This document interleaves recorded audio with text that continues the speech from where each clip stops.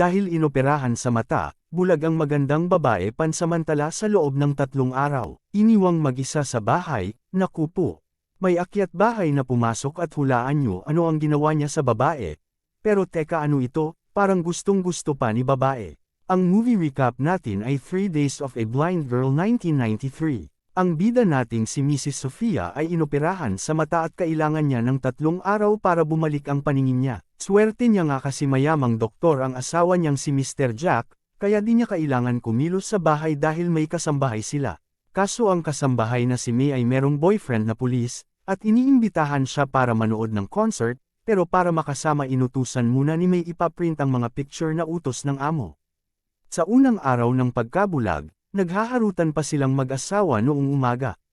Kaso kailangan umalis ng bansa si Jack ng ilang araw dahil sa trabaho.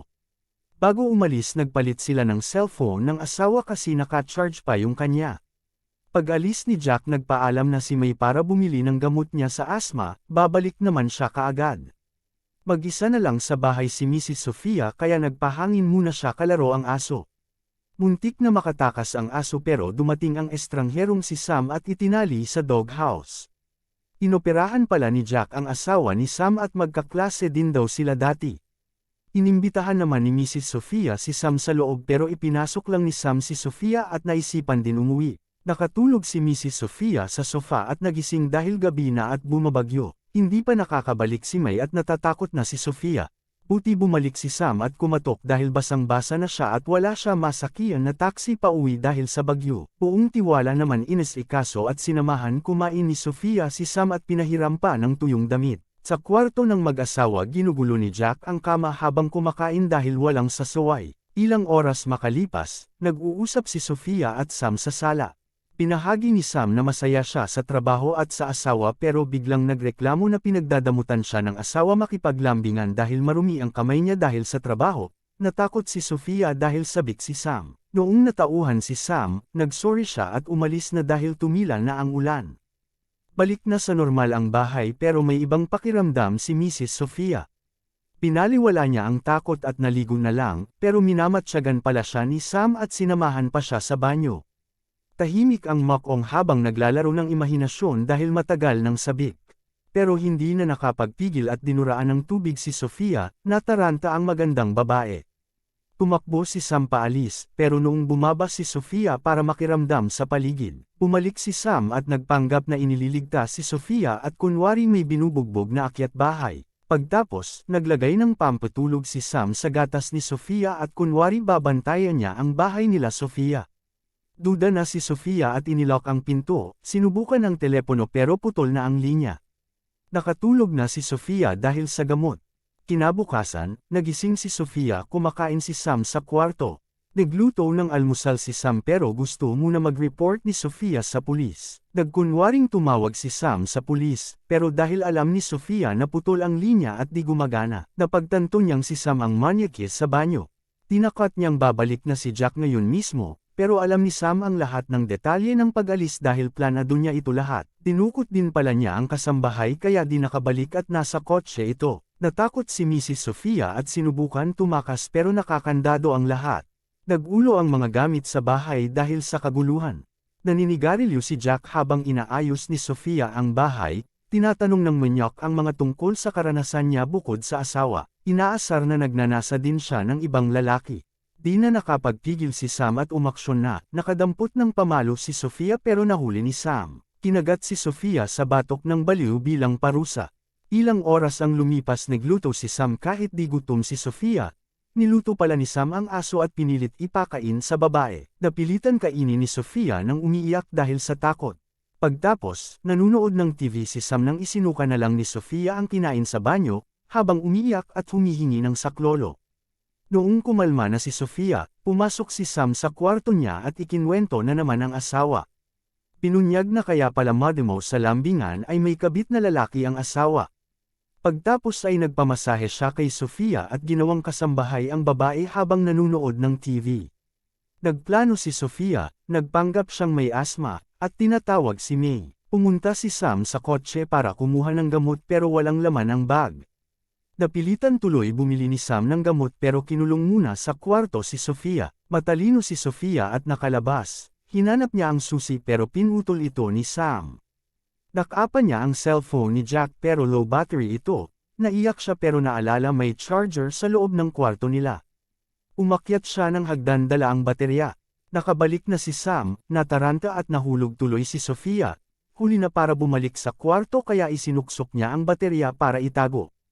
Noong nakita siya ni Sam ibinalik siya sa kwarto para gamutin at magpahinga. Nagawang i-charge ni Sofia ang baterya pag-alis ni Sam. Noong gabi na diskubre ni Sam nagsinungaling si Sofia dahil ang kasambahay talaga ang totoong may asma. Bilang parusa, ibinunyag ni Sam si Dr. Jack pala ang kalaguyo ng asawa niya. 2 taon nagtiis si Sam dahil si Jack ang pag-asang gumaling ng asawa. Sa huli namatay pera ng asawa niya dahil sa kapabayaan ni Jack. Kaya naghihiganti si Sam kay Jack sa pamamagitan ni Sofia. Ayaw maniwala ni Sofia pero kumpiyansa si Sam magkakaalaman pagbalik ni Jack. Lumabas si Sam para magyusi, may magnanakaw na pumasok at nakita ang sexy na si Sofia. Sinubukan lumaban ng bulag pero tinali siya ng magnanakaw sa kama.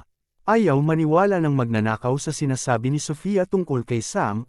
Nag-ikot ang magnanakaw para dumampot ng mga gamit at bumalik sa kwarto dahil natutokso lambingin ang magandang babae. Kinagat ni Sofia ang magnanakaw at nasa likod na pala si Sam. Ginulpi siya ni Sam ng malala at sinumpalan pa ng saging sa bibig. Ilang sandali, dumating ang pulis para sunduin ang kasambahay at i-deliver ang mga litrato.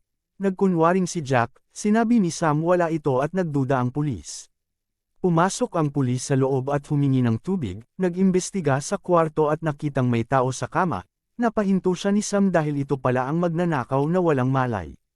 Nakita rin ng pulis ang wedding picture pero na-edit na kaagad ni Sam ang mukha niya. Nagawang makalabas ng aparador ni Mrs. Sofia pero nakatali ang bibig at kamay niya, kaya mabagal siyang nakakababa ng hagdan. Noong palabas na ang pulis, ginugupit ni Sofia ang tali sa kusina at nakalabas ng bakuran. Unti-unti nang bumabalik ang paningin niya, nakikita niya ang liwanag sa kalsada at humingi siya ng tulong. Matinis ang boses ng driver at babae ang brasong nakapa niya, akala niya ligtas na siya, si Sam lang pala ito at ang walang malay na kasambahay. Inuwi niya si Sofia sa bahay. Habang pauwi ang pulis hindi pala niya na i-deliver ang pictures na inutos ng girlfriend, kaya nung tinignan niya na pagtantong magkaiba ang mukha ni Jack at Sam. Bumalik ang pulis para hulihin si Sam, nakita niya sa banyo si Sofia pero nasa likod na si Sam at pinatay ang pulis. Pagtapos, dinala ni Sam si Sofia sa sala at hindi na makapagpigil. Pinitawan niya ang baril ng pulis at nagpanggap si Sofia na gustong-gusto niya ang lambingan habang kinakapa ang baril. Ang mga boys nating viewers may kinakapa naring sandata habang nanunood. Joke lang po. By the way, subscribe po kayo ha. Marami pa akong nakakatawang mga comments at movie recaps, sandaling pindot lang naman po. Salamat, balik na tayo. Biglang dumating si Dr. Jack at nakita ang kaganapan. Siyempre akala niya nang lalalaki lang si Sofia kaya hinatak niya si Sam paalis at ginulpi bago lumipat kay Sofia at pinagalitan dahil sa pangangaliwa. Nakabuelo tuloy si Sam at binaril si Jack sa binti tapos pinaamin sa pag-agaw sa asawa ni Sam. Habang ginugulpi ni Sam si Jack, bumalik na ang paningin ni Mrs. Sofia ng malabo at nakadampot siya ng pamalo at hinato si Sam. Kaso mas malakas si Sam at kinuha ang pamalo at tinuloy ang paggulpi kay Jack. Di pa rin alam ni Sam nakakakita na si Mrs. Sofia, kaya dumampot ng gamit si Sofia at nagplano ang babae. Nagkalat siya ng thumbtacks para kay Sam at sinilaban ng apoy sa likod. Kaso naubos ang gasolina at napatakbo si Sofia sa kusina para kumuha ng pamalo at nagsaboy ng asin sa mata ni Sam. Sinubukan lumaban ni Sam pero nabulag siya sa asin sa mata, at dahil bulag at hindi mahuli si Sofia, balak niya sunugin na lang ang bahay. Bago nagawa ang plano nasaksak siya ng lapis sa likod ni Sofia at tumakbo papasok ng bahay. Noong nasa sala na siya bumalik na ng tuluyan ang paningin niya. Noong pumasok si Sam nagkunwari siyang bulag peren, paglapit ni Sam sa likod hinato niya ng paso sa ulo ang baliw.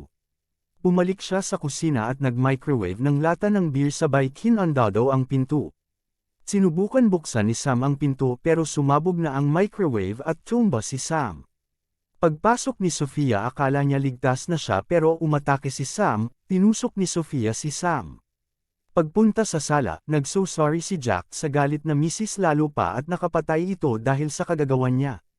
Pero nagtatago pala si Sam, galit na hinato ni Sofia si Sam hanggang sa hindi na gumagalaw.